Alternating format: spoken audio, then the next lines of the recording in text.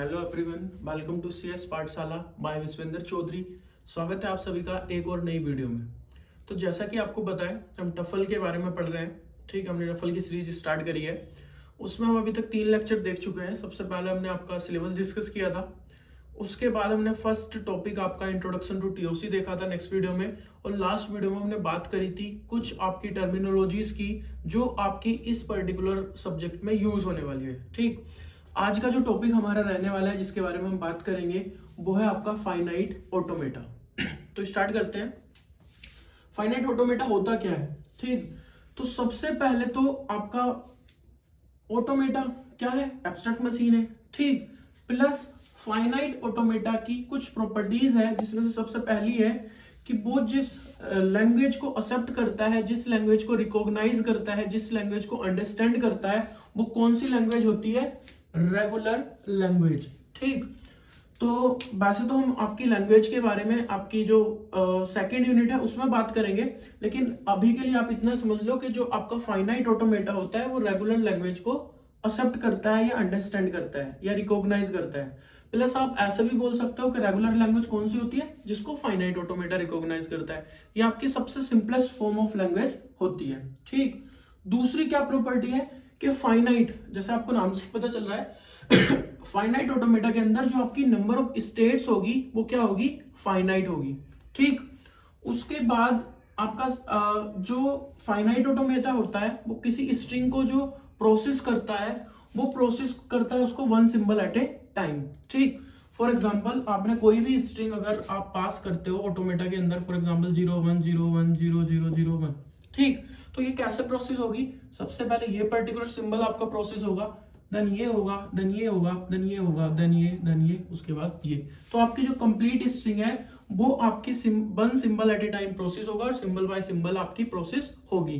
तो ये 3 प्रॉपर्टी है आपकी फाइनाइट ऑटोमेटा की। रेगुलर लैंग्वेज को रिकॉग्नाइज करेगा, फाइनाइट नंबर ऑफ स्टेट्स होगी, और आपके जो आपकी स्ट्रिंग होगी उसको सिंबल बाय सिंबल प्रोसेस करेगा। ठीक, अगर मैं बात करूं रिप्रेजेंटेशन की, तो आपका जो फाइनाइट ऑटोमेटा है उसको हम रिप्रेजेंट करते हैं 5 टपल नोटेशन के थ्रू। ठीक, अब वो 5 टपल कौन कौन से हैं? अगर कोई भी आपका फाइनाइट ऑटोमेटा है, फॉर एग्जांपल एफ से मैं उसको डिनोट कर रहा हूं, तो उसके अंदर ये 5 चीजें होंगी। कैपिटल क्यू जो रिप्रेजेंट करता है फाइनाइट सेट ऑफ स्टेट्स को, कि आपकी उस पर्टिकुलर ऑटोमेटा के अंदर जो भी स्टेट्स है टोटल उन सबका सेट। देन आता है आपका सिग्मा जो डिनोट करता है आपका सेट ऑफ इनपुट सिंबल्स। ठीक, जो जिस पर्टिकुलर इनपुट सिंबल्स पे भी आपकी मशीन काम करेगी उसका सेट रिप्रेजेंट करेंगे हम सिग्मा से। देन आता है डेल्टा। डेल्टा होता है आपका ट्रांजिशन फंक्शन जो आपको बताता है कि एक स्टेट से एक पर्टिकुलर इनपुट पे आपका ट्रांजिशन कहां पे होगा। ठीक, फॉर एग्जांपल आप एक स्टेट में हो क्यू नोट। ठीक, तो अगर मैं इस पे आपका सिंबल देता हूं लेट्स से 0, या मेरा जो सिग्मा है वो है आपका 0 और 1, तो या तो मैं इनपुट यहाँ पे 0 दूंगा या 1 दूंगा। तो लेट्स सपोज मैं 0 अभी इनपुट दे रहा हूं, तो 0 इनपुट पे आपकी मशीन इस क्यू नोट स्टेट से किस स्टेट में जाएगी वो मुझे बताता है मेरा ट्रांजिशन फंक्शन। ठीक, उसके बाद आता है आपका क्यू नोट जो है आपकी इनिशियल स्टेट, और उसके बाद आता है एफ जो है आपका सेट ऑफ फाइनल स्टेट।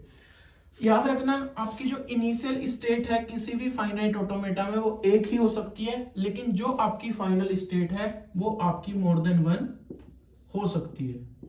ठीक, इसीलिए इसका सेट है और ये आपकी सिंगल है। ये सारी चीजें समझ आई। इसमें बस एक चीज है जो थोड़ी सी समझने वाली है, वो है आपका ट्रांजिशन फंक्शन जिसको हम रिप्रेजेंट कर रहे हैं डेल्टा से। ठीक, तो डेल्टा जो है आपका इनपुट लेता है एक तो स्टेट, इसका इनपुट क्या होगा?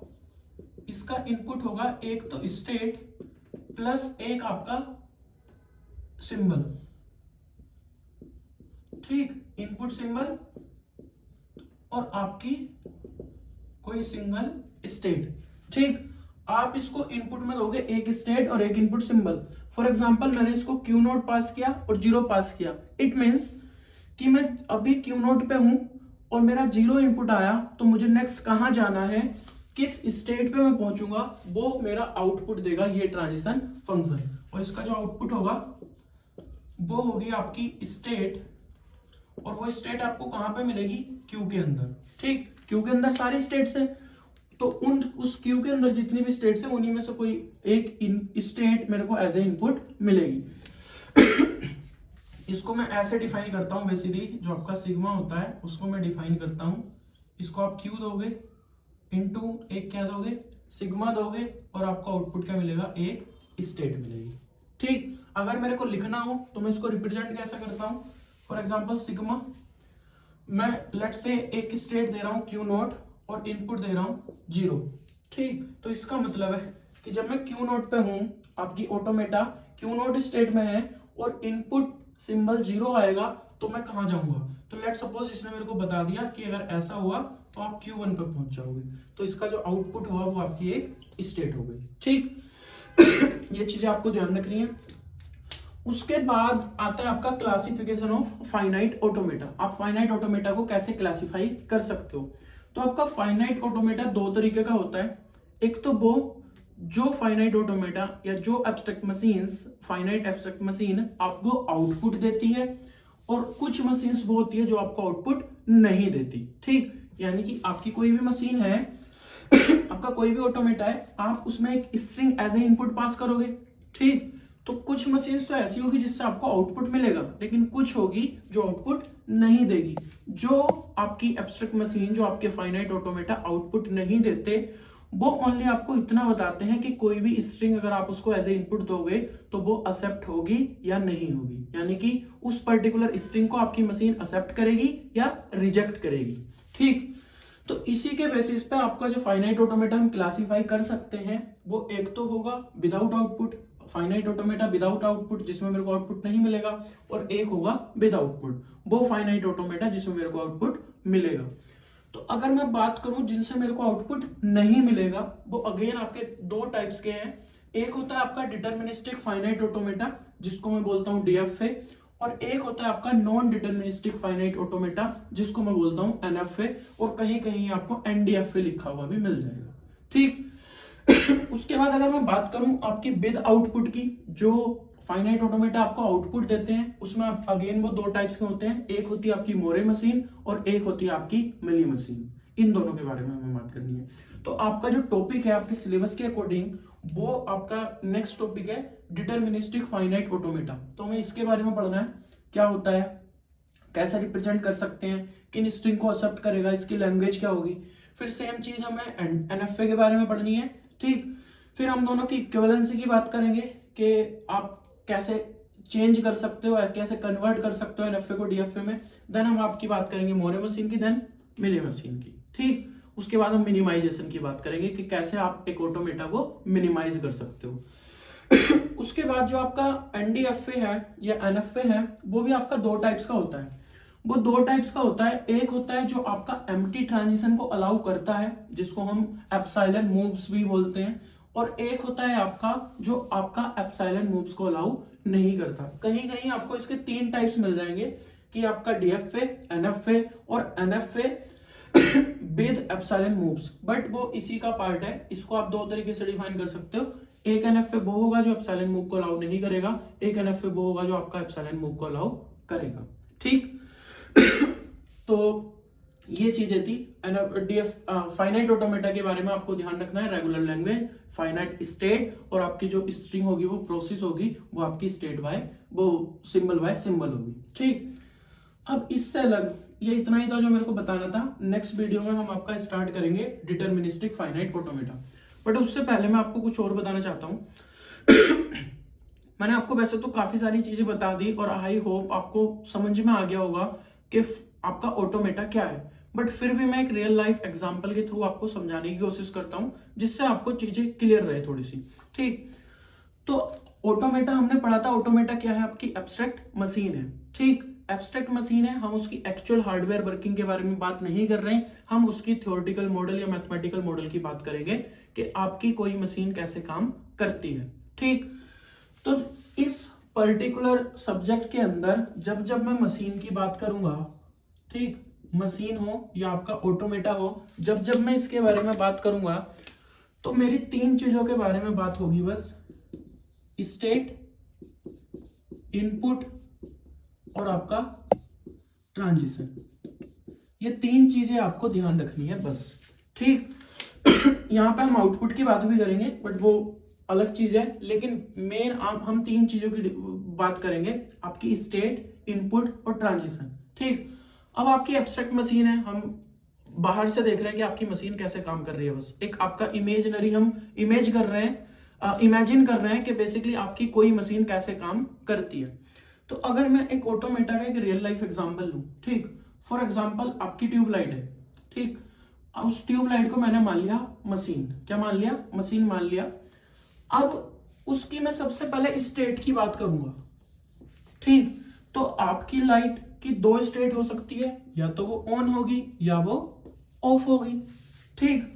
अब ऑन किस इनपुट पे होगी और ऑफ किस इनपुट पे होगी, है ना। तो अगर आपकी जो स्विच है, अगर आप उसको नीचे की साइड प्रेस करोगे तो ऑन हो जाएगी, और अगर आप उसको ऊपर की साइड प्रेस करोगे तो ऑफ हो जाएगी, ठीक।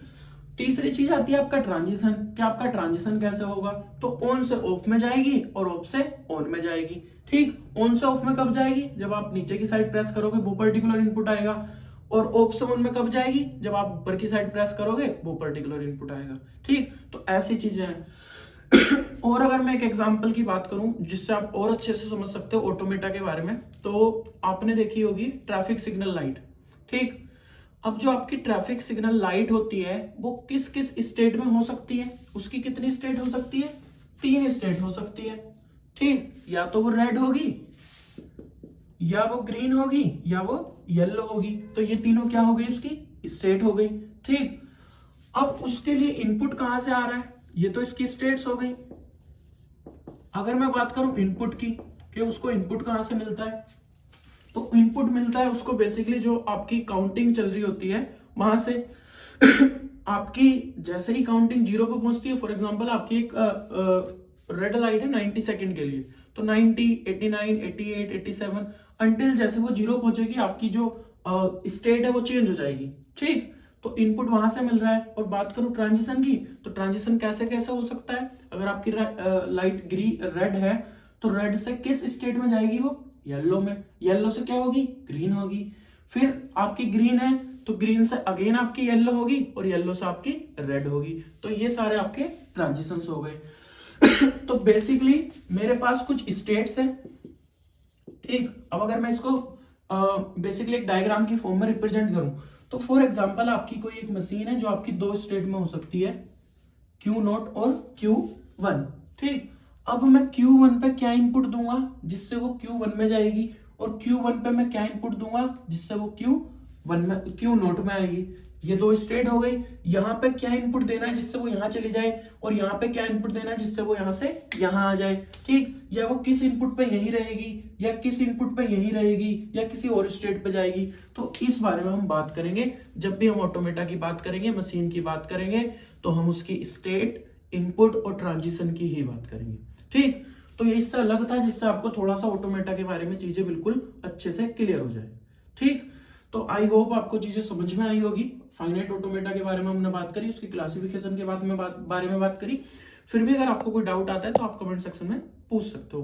प्लस अगर मेरी वीडियो अच्छी लगी हो, इससे आपकी थोड़ी भी हेल्प हुई हो, तो वीडियो को लाइक कर देना, मेरे चैनल को सब्सक्राइब कर लेना, एंड अपने दोस्तों के साथ ज्यादा से ज्यादा शेयर कर देना। मिलते हैं नेक्स्ट वीडियो में।